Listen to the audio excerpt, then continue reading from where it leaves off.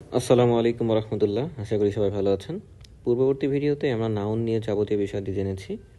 আজকে আমরা অ্যাডজেক্টিভ নিয়ে জানবো। যদিও অ্যাডজেক্টিভ নিয়ে যেই রুলগুলো আছে সবগুলোই মোটামুটি নাউনের ভিডিওতে আমি বলে দিয়েছিলাম।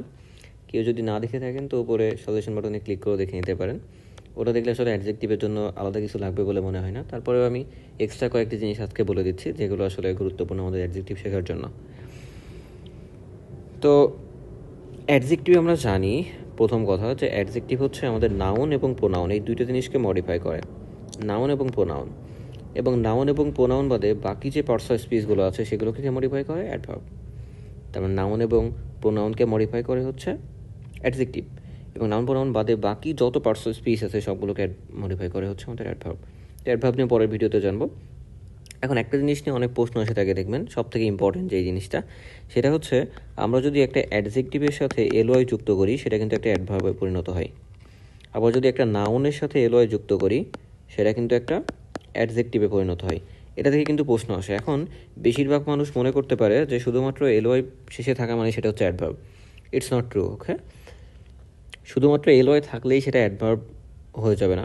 যদি সেটা নাউনের সাথে যুক্ত হয় সেটাকে আমরা বলবো হচ্ছে অ্যাডজেক্টিভ, আর যদি অ্যাডজেক্টিভের সাথে এলওয়াই যুক্ত হয় তখন সেটাকে আমরা বলবো হচ্ছে অ্যাডভার্ব।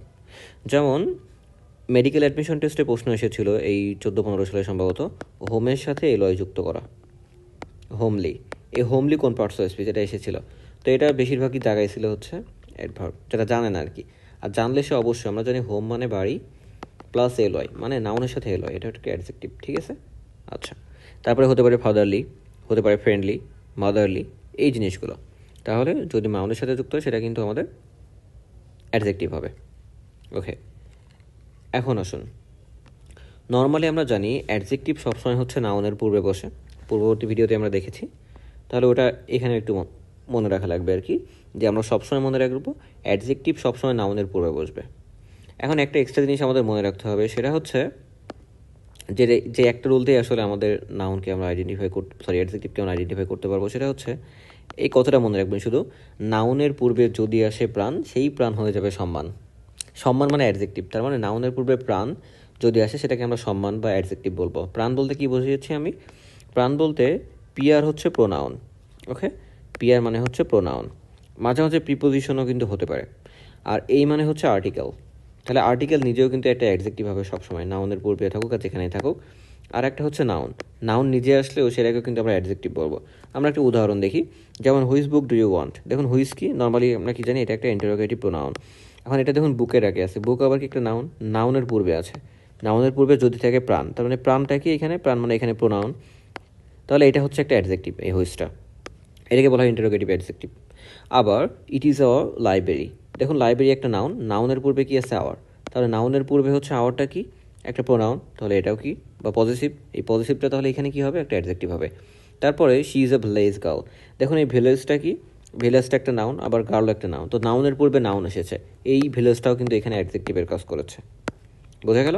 তার মানে নাউনের পূর্বে যদি এই তিনটা জিনিস আছে, মানে প্রোনাউন বা পজিটিভ, আর্টিকেল এবং নাউন, সেটাকে আমরা বলবো হচ্ছে অ্যাডজেক্টিভ। এই মোটামুটি শেষ, আর কিছু লাগবে না। এখন এক্সট্রা একটা জিনিস আমরা শিখবো, সেটা হচ্ছে কিছু সাফিক্স আছে, যে সাফিক্সগুলো থাকলে আমরা ধরে নেব সেটা হচ্ছে একটা নাউন হবে।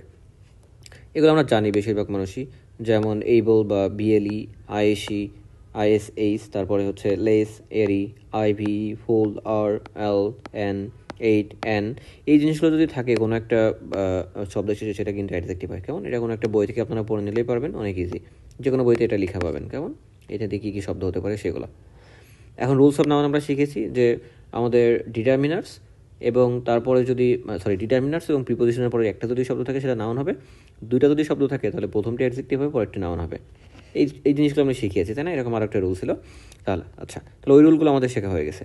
এখন এক্সট্রা কয়েকটা জিনিস আমরা মনে রাখতে পারি, যে লিঙ্কিং ভার্ব, যেমন বি, তারপরে বিকাম, সিম, লুক, ফিল, স্মেল, টেস্ট, এই যে শব্দগুলো বললাম আমি, যেগুলো লিঙ্কিং ভার্ব হিসেবে কাজ করে, তার মানে বি, সিম, লুক, তারপরে হচ্ছে ফিল, তারপরে বিকাম, এই যে শব্দগুলো আছে, এই শব্দগুলোর পরে যদি শব্দ থাকে কোনো, মানে লিঙ্কিং ভার্বের পরে, সেটা নর্মালি হচ্ছে অ্যাডজেক্টিভই হয়। কেমন? তাহলে লিঙ্কিং ভার্বের পরে যদি কোনো শব্দ থাকে সেগুলোকে আমরা অ্যাডজেক্টিভ হিসেবে ধরবো। আরেকটা মনে রাখবেন, যে বি ভার্বের পরে যদি একটা মাত্র শব্দ থাকে তাহলে সেটা সবসময় অ্যাডজেক্টিভ হবে। যেমন দ্য বয় ইজ মেরিটোরিয়াস, দেখুন এখানে বি ভার্ব ইজের পরে একটা মাত্র শব্দ আছে, তার মানে এই শব্দ যেটা আছে মেরিটোরিয়াস, এই মেরিটোরিয়াস একটা অ্যাডজেক্টিভ। আবার এখানে যদি আসি, Raison looks amazed after saying this, দেখুন এখানে অ্যামেজড শব্দটা আছে এবং সেটা একটা লিঙ্কিং ভার্ব লুকসের পরে আছে। আমরা কি বললাম যে কোনো লিঙ্কিং ভার্বের পরে যদি শব্দ থাকে সেটাকে আমরা নর্মালি হচ্ছে অ্যাডজেক্টিভ ধরবো। তো এখানে দেখুন আমাদের লুক যেহেতু একটা লিঙ্কিং ভার্ব, তাহলে এর পরে যে শব্দটা আছে অ্যামেজড, এটা হচ্ছে একটা অ্যাডজেক্টিভ। ওকে, তাহলে be becomes seem, look, feel, smell, taste, sound, appear, stay, remain, এই যে লিঙ্কিং ভার্বগুলো এদের পরে যদি শব্দ থাকে কোনো, সেটাকে আমরা অ্যাডজেক্টিভ ধরবো। তো এটাই মোটামুটি অ্যাডজেক্টিভ এডল। এগুলো মনে রাখলে আসলে অ্যাডজেক্টিভ চেনা অনেক কিছু, অতটা কঠিন না। পরবর্তী ভিডিওতে আমরা অ্যাডভার্ব নিয়ে জানবো। আজকের মতো এই পর্যন্তই। আসসালামু আলাইকুম রহমতুল্লাহ।